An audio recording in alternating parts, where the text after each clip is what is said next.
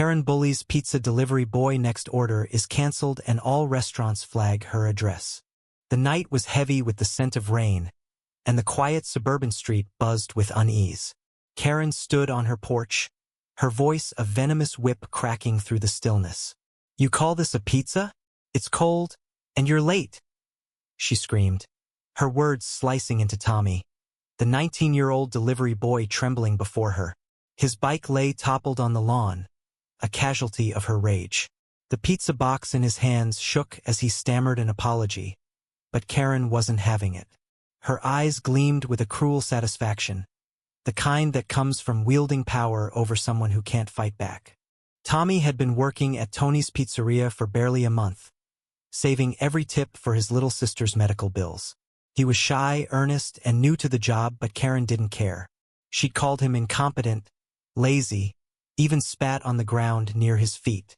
"I'm calling your manager," she barked, jabbing a finger at his chest. "You'll never work in this town again." The neighbors, drawn by the commotion, watched from their windows. Some shook their heads, others whispered, but none intervened. Karen's reputation preceded her. She was the neighborhood tyrant, the woman who'd berated mail carriers, screamed at landscapers, and once reduced a barista to tears over a missing latte foam. As Karen's tirade grew louder, a new figure emerged from the shadows. A quiet, unassuming woman named Mrs. Ellis, the elderly widow from across the street. She'd lived in the neighborhood for decades, her home a relic of kinder times. Mrs. Ellis had always kept to herself, but tonight, something snapped.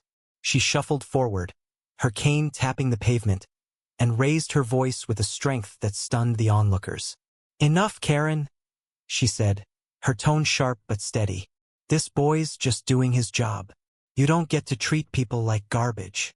Karen froze, her face a mask of disbelief. No one had ever challenged her before. The crowd grew thicker, neighbors stepping onto their porches, phones in hand, recording the scene. Mrs. Ellis continued, her voice trembling with emotion. "You think you're above everyone, but you're not. We're done with your cruelty."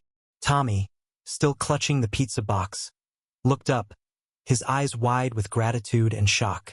The confrontation escalated as Karen doubled down, hurling insults at Mrs. Ellis, calling her a meddling old fool. But the tide had turned. The neighbors, emboldened by Mrs. Ellis's courage, began to speak up. "You're always like this, Karen," shouted Mr. Patel, the local grocer. "You screamed at my cashier last week." Another voice chimed in, then another, a chorus of frustration rising like a storm. Karen's face reddened, her confidence crumbling under the weight of collective anger. Unbeknownst to Karen, Tommy's manager, Tony, had been alerted via a neighbor's call. Tony was a gruff but fair man who'd grown up in the neighborhood and knew its pulse. He arrived just as Karen's rant reached its peak, her voice now a desperate screech. Tony didn't hesitate. "Karen, you're done," he said, his voice calm but final. "Your order's canceled, and I'm calling every restaurant in town. Your address? Flagged. No one's delivering to you anymore." The crowd gasped. Karen's jaw dropped, her hands clenching into fists. "You can't do that," she screamed, but Tony was unmoved.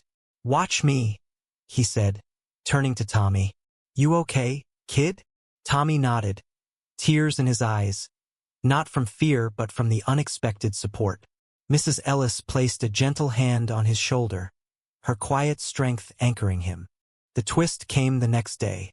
Karen, humiliated but defiant, tried to order from another pizzeria. The call was polite at first, but the response was the same. "Sorry, ma'am, your address is flagged." She tried Chinese takeout, then a burger joint, then a deli. Every restaurant in town had heard about her outburst, thanks to Tony's network and the neighbors' social media posts, which had gone viral overnight. Karen's cruelty had become her undoing, a self-inflicted exile from the community's services. Days turned into weeks, and Karen's house grew quiet. No delivery drivers rang her bell. No takeout bags arrived. The neighborhood, once cowed by her wrath, now thrived without her influence. Tommy, meanwhile, became a local hero. Neighbors tipped him generously, and Mrs. Ellis baked him cookies, her way of saying the community had his back. But the real twist was in Karen's fate. She wasn't just shunned. She was invisible. Her power, built on fear, had evaporated. One evening, Karen stood alone on her porch, staring at the empty street. The wooden mailbox, now weathered, still bore the handwritten sign, "Karen's cruelty, a town's revenge." She hadn't bothered to remove it. Maybe she couldn't. The weight of her actions pressed down on her. A bitter pill she'd never expected to swallow. She'd bullied her way into isolation, and the town had fought back not with fists, but with unity. The story of Karen and Tommy spread beyond the neighborhood, a cautionary tale about the cost of cruelty. Mrs. Ellis, the unexpected hero, became a symbol of quiet resistance, proof that even the meekest voice could spark change. Tommy kept delivering pizzas, his sister's medical fund growing with every tip. And Karen? She was left with nothing but the echo of her own anger, a prisoner of her own making.